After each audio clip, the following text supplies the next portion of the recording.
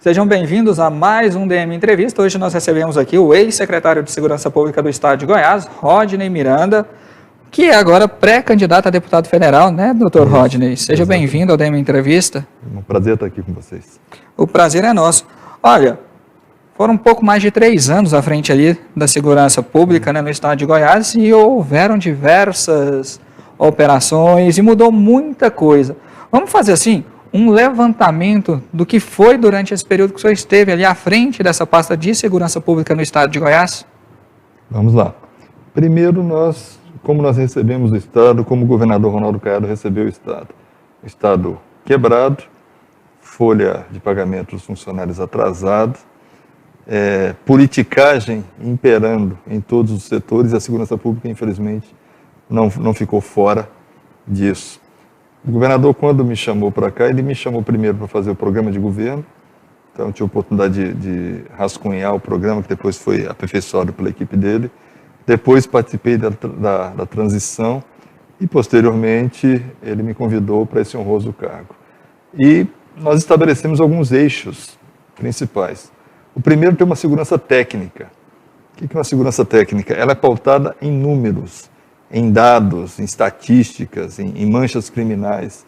Se você pegasse a época que nós chegamos, o mapa de Goiás, colocasse sobre esse mapa as manchas criminais e sobre esse segundo mapa a distribuição de efetivo, você ia encontrar, ia ver que não necessariamente onde ocorria mais crimes que estava a maior contingente de efetivo. Pelo contrário. Por quê? Porque quem definiam eram os políticos ou os politiqueiros da época, essa distribuição. Isso nós fizemos, rearrumamos a casa. Investimento em inteligência, para que nós antecipássemos aos eventos criminosos ou então não deixássemos surgir lideranças, prosperar lideranças criminosas que pudessem, de alguma forma, contribuir para a insegurança nas ruas. Terceiro eixo, atenção tanto à segurança pública quanto ao sistema prisional. Os dois têm que funcionar e ser reorganizados de maneira concomitante, porque senão você baixa os índices, mas não consegue mantê-los baixos. E por último, e não menos importante, atuar em todas as partes do Estado. Não só na cidade, nos grandes centros urbanos, mas nas cidades médias, nas cidades pequenas, nos distritos e na área rural, que foi um dos diferenciais também da nossa atuação, da atuação do governo Ronaldo Caiado.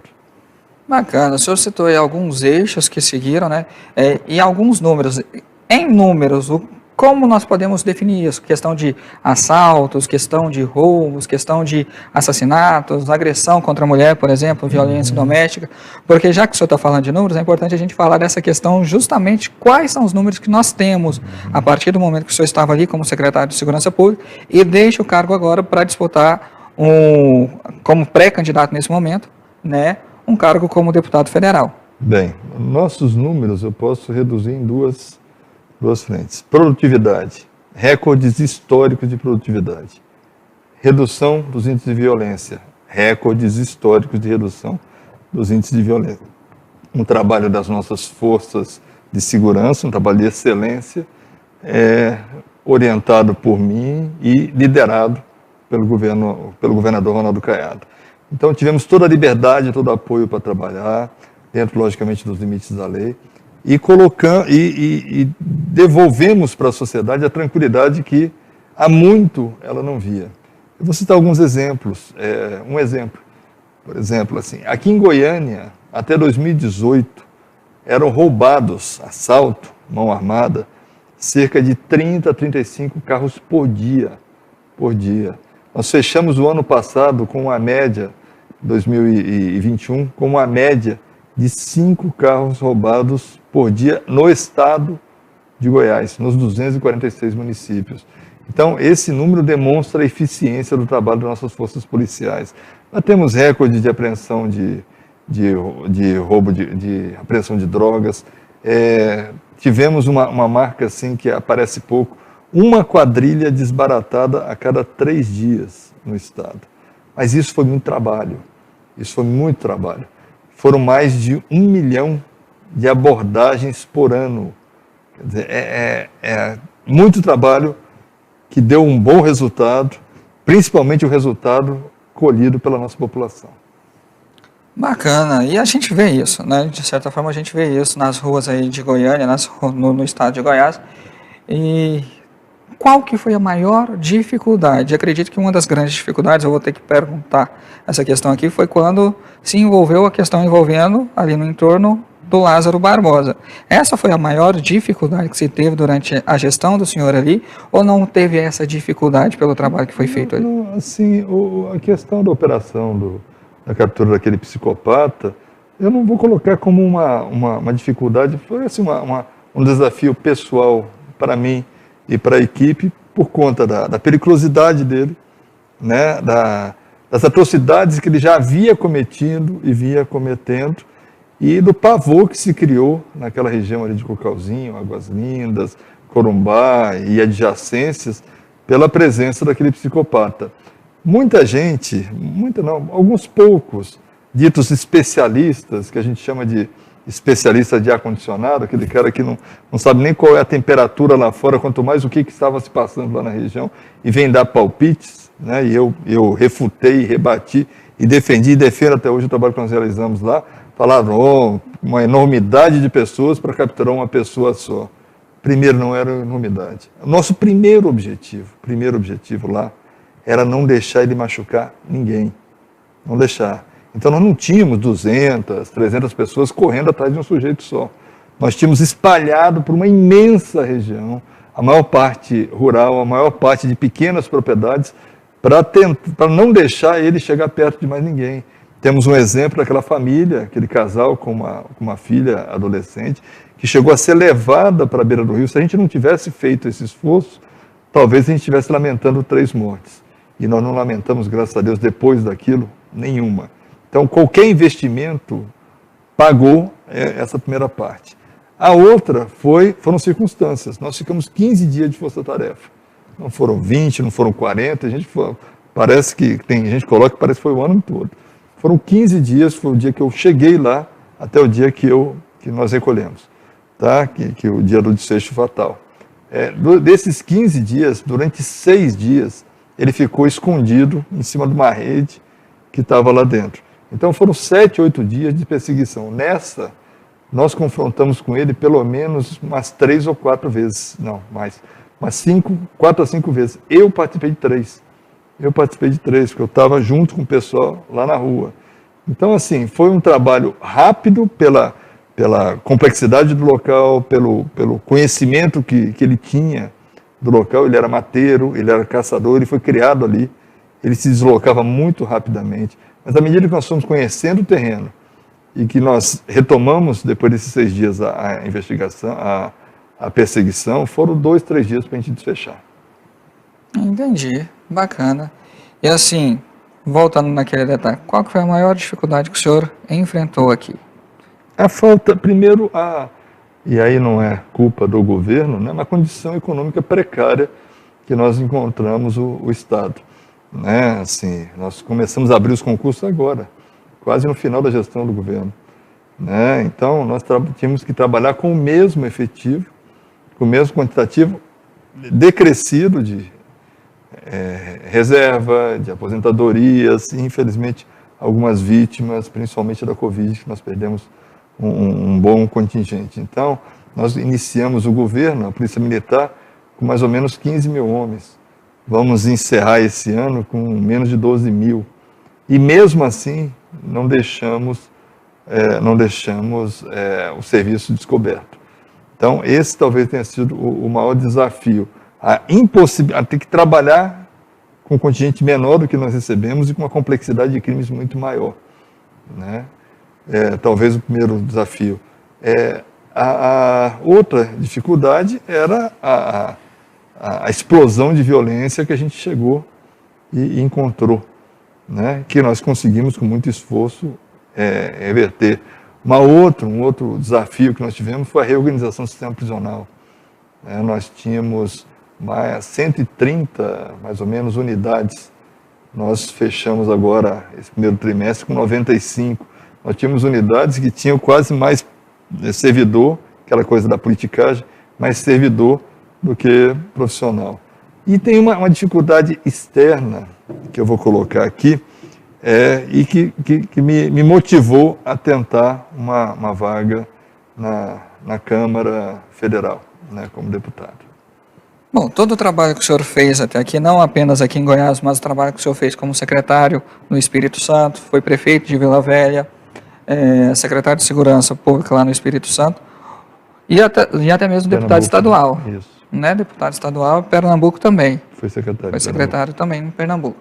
Todo esse trabalho que o senhor fez, percorreu até aqui, o colocam à disposição ali para disputar essa vaga na Câmara dos Deputados. A pauta do senhor vai ser a segurança pública, por tudo isso que o senhor já trabalhou, não apenas em Goiás, mas em outros estados também. Mas a segurança pública, vamos dizer assim, aí ela não vai ser mais a partir de estado, ela vai ser num nível nacional. Qual que é o grande desafio hoje da segurança pública a nível nacional? Primeiro, vai ser a pauta principal, com certeza, até porque eu tenho 40 anos de vida pública, mais de 90%, na área de segurança pública. Então, não teria como me apresentar como especialista e não poder tentar fazer os ajustes lá. O nosso maior desafio hoje, e aí é nacional, né? Assim, primeiro, esclarecendo, quem legisla sobre segurança pública, a legislação criminal é competência exclusiva do Congresso Nacional. Então, assim, não são as assembleias, não são as câmaras de vereadores que legislam sobre esse assunto. Segundo, hoje nós temos um Estado, uma sociedade, que eu digo que está invertida. Por quê? Quem tem direito e garantia hoje no país é criminoso. É quem comete crime. São os presos, são as pessoas que atentam contra as pessoas e contra a sociedade. Nós, população de bem, população trabalhadora, somos a maioria esmagadora da população, temos deveres e obrigações. Então, nós temos que reinverter isso. E isso a gente faz através da legislação. As legislações hoje, e aí é o grande desafio que eu nesses 11 anos à frente de 3 secretarias importantes, os últimos 3, que é aquilo que eu falei, um desafio externo, é a permissividade da nossa legislação, a fraqueza, a frouxidão da nossa legislação. Assim, hoje, um indivíduo que comete um crime que é condenado a 30 anos, todos sabem que se ficar muito tempo, se fizer muita bobagem, vai ficar no máximo 5 anos na prisão. Com 10 anos está livre. Está livre, por causa da progressão de regimes e outras coisas. Isso se não sair na audiência de custódia. E aí não é crítica ao judiciário, pelo amor de Deus. O judiciário, ele tem que trabalhar dentro dos limites que a lei impõe, que a lei federal impõe. Então, se a lei diz que nesse parâmetro tem que soltar, vai soltar. Então, o que eu ouvi a vida toda e falei muitas vezes, que tem horas que nós estamos enxugando gelo. Né? A gente bota na cadeia, está na rua. Prende 10, 20, 30 vezes o mesmo sujeito. Hoje uma delegada me relatou que teve um crime de repercussão no interior do estado, né, e as pessoas os acusados têm um poderio econômico muito grande, e que ele não ficou nem um mês na cadeia. Nem um mês, um crime bárbaro, um crime terrível. E vai responder em liberdade até o último tribunal se pronunciar. Então, assim, isso acaba, assim, nós trabalhamos na garra. A polícia, a justiça, nós trabalhamos na garra. Temos que ter também uma cobertura legislativa. E hoje nós não temos. Então, assim, sou pré-candidato a deputado federal, quero levar essa experiência lá e abrir um debate mais amplo em defesa da sociedade. A polícia hoje é o último instrumento de defesa da sociedade que nós temos. Nós temos que fortalecê-la, né? E não fortalecê-la no sentido de dela ver o trabalho, os policiais verem o trabalho deles, que eles estão executando, colocando muitas vezes em risco a própria vida, mas ver esse trabalho sendo complementado pela justiça, e geralmente isso acontece, e também as pessoas pagarem pelos crimes que estão cometendo. A gente conversava um pouquinho antes sobre o RDD, Regime Disciplinar Diferenciado. Na minha opinião, o RDD deveria já estar na sentença, e não como incidente de cumprimento de pena. Assim, eu agi errado, eu vou para o RDD como se fosse um castigo durante o cumprimento da pena. Na sentença.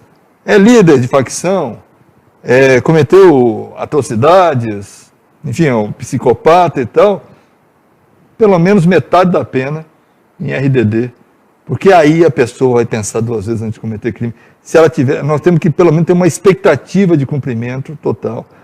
Rever essa questão da prescrição, isso é uma vergonha. No final de semana passado teve um caso aí de uma pessoa que estava há 18 anos, foragido, quando foi preso, tudo prescrito. Se eu me lembro bem, é um rapaz que atropelou o outro, matou o outro atropelado. Não, dirigindo, bêbado, matou dois, estava no carro com ele, duas jovens e um jovem, quer dizer, acabou com a vida deles, fugiu. 18 anos depois. 18 anos depois, não tem o que fazer, a tal da pretensão punitiva do Estado caiu, por quê? Porque tem prescrição para tudo. Vamos colocar uma outra coisa aqui, a questão do menor. O menor hoje, primeiro que a gente não pode falar menor mais, né? Isso os governos do PT, da esquerda, deixaram essa herança para a gente. Tem que falar adolescente em conflito com a lei, né? Não pode falar em prisão, tem que ser em medida socioeducativa. Tudo bem, tá? Vamos manter, é o termo da lei hoje, vamos manter. Mas o menor só cumpre 3 anos, independente do crime. Se ele cometeu um latrocínio, um assassinato de uma criança, um estupro, alguma coisa assim, uma violência dessa, é condenado a 3 anos. Vamos discutir menoridade da redução da menoridade penal? Assim, muita gente já prometeu isso. Então, vamos pensar nisso. Mas vamos, pelo menos, discutir o maior número de anos de cumprimento de medida socioeducativa. Por que só 3 anos? Por que não 10? Por que não 15? Tá? E aí faz o seguinte, fez 18 anos, vamos lá comemorar o aniversário e vai para uma instituição de maiores e vai cumprir o resto da pena dele lá. Agora sim, volto a insistir, nós temos que ter instrumentos de defesa da sociedade. Isso nós não temos hoje. Eu vou citar um detalhe aqui que o senhor falou da questão do menor, né? Que nós tivemos um caso em Goiás, eu não me lembro o ano, mas foi em Aparecida de Goiânia, se eu não me recordo, onde invadiram a casa, um rapaz já maior de idade e 2 adolescentes. É pesado, onde eles mataram a idosa, arrancaram o coração dela e deram para o cachorro dela comer.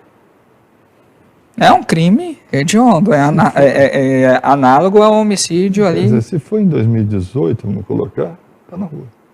Sim. Está na rua. E aí quem garante que não vai cometer de novo? Exatamente. Porque assim, nós temos que tirar esse sentimento de impunidade da nossa sociedade. A pessoa tem que pensar 1, 2, 10, 20 vezes antes de matar uma mulher. Por exemplo, o crime de feminicídio, que é outro crime estúpido. Né? Assim, eu estava num debate esses dias e aí me perguntaram, eu falei assim, eu acho uma vergonha a gente está debatendo isso ainda no século XXI, né? Que o homem não pode matar a mulher, não pode agredir a mulher pelo fato dela ser mulher, quer dizer, o homem não pode, ali primeiro que não é homem, é covarde, né? Quem faz isso é covarde. Segundo, que não, é uma questão social. Que questão social, pelo amor de Deus? É a mesma coisa da gente ficar falando de racismo. Assim, existe. Tá? Mas a gente não precisava estar debatendo isso até hoje. Agora, se estamos debatendo, se tem, vamos fazer quem comete pagar. Pagar pelo crime. Pagar, e não é pagar para mim, não é pagar fora do âmbito da lei, aqui a gente não está falando nisso, é pagar dentro da lei. Você viu, eu não falei 1 minuto em aumento de pena. Eu falo o seguinte, as penas que estão aí têm que ser cumpridas, só isso. Só isso. Se é condenado a 10 anos, cumpra 10 anos. Se é condenado a 20, cumpra 20. Se é condenado a 30, cumpra 30. Agora sim, o cara está condenado a mais de 50 anos de prisão. Aí assim, vamos ser sinceros, tem esperança de ressocializar uma pessoa dessa? Não tem. Não. Vai passar os 50 anos de prisão dele lá, se sobreviver até o final, vai tentar fazer alguma coisa além para se redimir ou para não voltar para lá. Nós falamos aqui que a pauta principal do senhor vai ser segurança pública, Isso. até pelo que o senhor já vivenciou na vida pública, né, como secretário de segurança pública, prefeito, deputado estadual.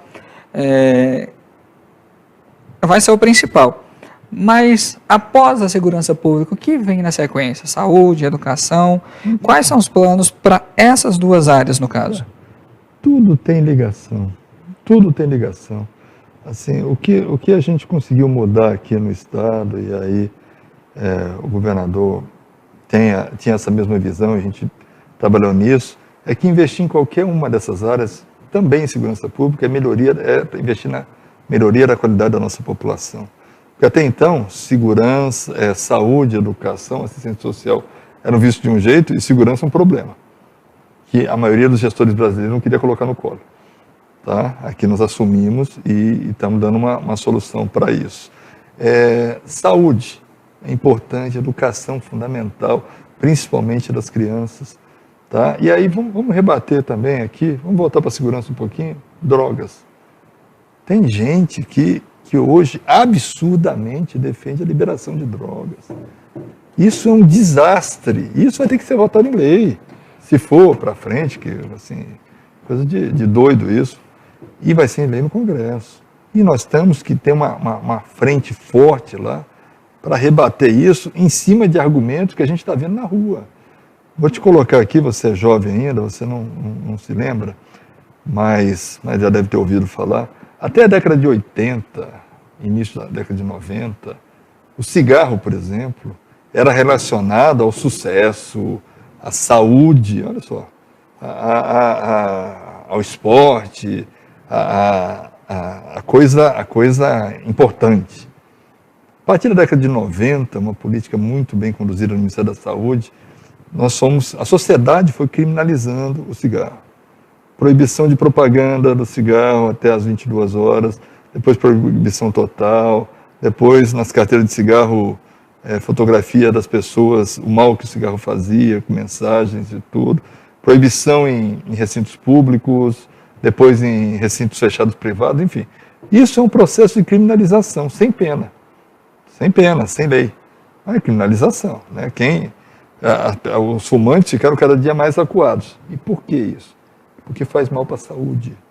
Porque faz mal para a saúde, que mata. Agora eu te pergunto para as pessoas que estão nos vendo, a maconha faz bem para a saúde? Vai liberar por quê? Tá? Vai liberar por quê? Faz bem para a saúde? Causa mínimo, lesão cerebral, câncer de boca, para falar alguma coisa nesse sentido. Tá? Assim, a gente não precisa defender as coisas separadamente. Assim, a minha defesa contra a liberação de maconha, de qualquer outro tipo de droga ilícita, e aí eu não estou falando para fins medicinais, que parece que tem um princípio da cannabis que está sendo testado e com sucesso, aí é outra coisa, mas a maconha para uso recreativo, quando as pessoas falam, que assim, aperta o coração, assim, dá uma revolta na gente, né? A maconha assim, vai explodir, caso essa loucura passe, e nós vamos lutar para não passar, dependendo de onde eu esteja, vai explodir o nosso sistema de saúde. Vai acabar, como está acontecendo em alguns países que já liberaram e que estão tendo que voltar atrás com medidas restritivas, porque, além do problema da segurança pública, tem o problema da saúde. A questão da criança. Assim, por que a criança não é alertada dos perigos das drogas desde a primeira infância? Né? Assim, eu defendo há muito tempo que nós temos que complexar a nossa criança. É igual aquela história do menino que botava, agora não dá mais choque, mas botava o dedo na tomada, eu tomava um choque, nunca mais encostava ali. Né? Então a criança, quando oferecerem droga, e um dia vão oferecer, infelizmente, né? E cada dia mais cedo estão oferecendo, ela tem que estar preparada para dizer não.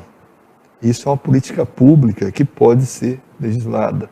Então tem uma série de possibilidades, além de participar, como esse negócio de liberação das drogas, dos debates nacionais em defesa da sociedade. Assim, a minha questão não é segurança pública só, não é saúde, não é educação. A minha pretensão como pré-candidato é fazer e me juntar a vários bons que temos e teremos, caso renovados lá, é fazer uma defesa da sociedade. Os estados que se dizem mais liberais, né, em costumes, em outras questões, estão afundados em crises criminais terríveis. Terríveis. Fato. Tá? E aqui a gente conseguiu reverter, nós estávamos caminhando para isso aqui. Conseguimos reverter. Tá? Conseguimos reverter. Agora, nós temos que dar instrumentos para a polícia, para o Ministério Público, para a Justiça, para não permitir o retrocesso. Senão, volto a insistir, vamos continuar enxugando gelo. E aí vai ser a sociedade, como alguns estados nós estamos vendo, a sociedade da barbárie. Da barbárie. E nós não queremos isso. Eu não quero isso para a minha família, que está toda radicada aqui em Goiás, para meus filhos, futuramente para meus netos, e nem para os presentes, né? Para minha mãe, enfim, meus irmãos que estão aqui com a gente. Para a gente encerrar a nossa entrevista, tem algo que, desde 2016, toma conta do Brasil, né? E acredito que até mesmo antes disso. Nas propostas dos senhores, a gente interligou aqui saúde, educação, segurança e tudo mais, né? E nós vamos voltar um pouquinho para a questão de segurança aqui. Qual que é a proposta do senhor para a questão do combate à corrupção? Porque a gente, por mais que a gente está falando de segurança, a gente não pode deixar de falar de corrupção, porque é algo que existe, a gente vê, né, de muito tempo até os dias de hoje. Está muito boa a lembrança e a pergunta, até porque a corrupção, assim, eu defendo muito tempo isso, ela tem que ser vista como um crime tão terrível para a nossa população, quanto são os crimes ditos de sangue. Porque elas afetam a corrupção afeta negativamente a segurança, negativamente a saúde, a educação, a infraestrutura, a assistência social. Que, ao passo de que alguém não cumpre a lei para ter para si, para enriquecer em cima de um dinheiro que é um dinheiro da população, vai faltar para a população. Porque o dinheiro é um só. Não é? Então, assim, mesmo raciocínio, fazer cumprir. Prisão em segunda instância. Fundamental para todos os crimes, para a corrupção talvez seja mais importante. Tá? Porque, assim, à medida que foi condenado segunda instância, inverte o ônus da prova. Assim, o que a gente vê, assim, a bagunça da nossa legislação é tão grande, assim, que no primeiro grau, o juiz de primeiro grau, ele tem que provar, o Ministério Público, a polícia, tem que provar a culpa do agente. À medida que ele for condenado, quem tem que provar a inocência é o réu. Mas aqui não, no Brasil, na primeira instância tem que provar a culpa, na segunda instância nós temos que provar a culpa, e na terceira instância, nos tribunais superiores, tem que provar a culpa de novo. Quer dizer, o cara fica naquela coisa assim, tem que provar, senão eu vou livre. Né? E assim, e os corruptos, qual é a vantagem? Que eles contratam advogados com dinheiro roubado, que isso é roubo, né? Corrupção é roubo. Com dinheiro roubado, eles contratam advogados habilidosos, né? Esses advogados vão com recursos e mais recursos, nós temos que diminuir esse número de recursos, protelando. Quando chega na época, se chegar na época de cumprir, prescreveu. E aí ninguém vai para a cadeia.